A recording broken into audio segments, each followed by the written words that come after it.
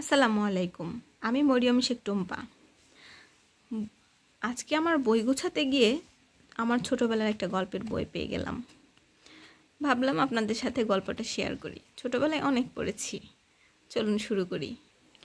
ছোট্ট মেয়ে টুনি বলল, আমি পৃথিবীর সবচেয়ে বড় পিঠা বানাবো, তবে একা তো পারবো না। গ্রামের সবাইকে বলি, আমরা সবাই মিলে পৃথিবীর সবচেয়ে বড় পিঠা বানাবো।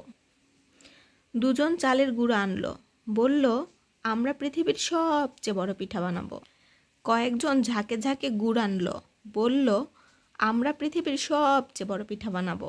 অনেকে মিলে নারকেল আনলো, বলল, আমরা পৃথিবীর সবচেয়ে বড় পিঠা বানাবো। একজন বিরাট হাঁড়িতে চালের গুঁড়া মাখলো, বলল, আমরা পৃথিবীর সবচেয়ে বড় পিঠা বানাবো। কয়েকজন ইয়া বড় চুলা বানালো, বলল, আমরা পৃথিবীর সবচেয়ে বড় পিঠা বানাবো। দুজন বিরাট এক কড়া টানলো, বলল, আমরা পৃথিবীর সবচেয়ে বড় পিঠা বানাবো। চারপাশে গ্রাম থেকে অনেক লোক আসলো, বলল, আমরা পৃথিবীর সবচেয়ে বড় পিঠা মজা করে খাবো। দুষ্টুমি করে এগুলো লিখছিলাম।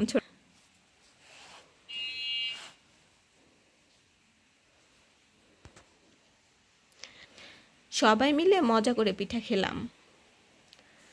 দেব না, মজার পিঠা, বাহ দারুণ, খুব মজা, আহ মন ভরে গেল,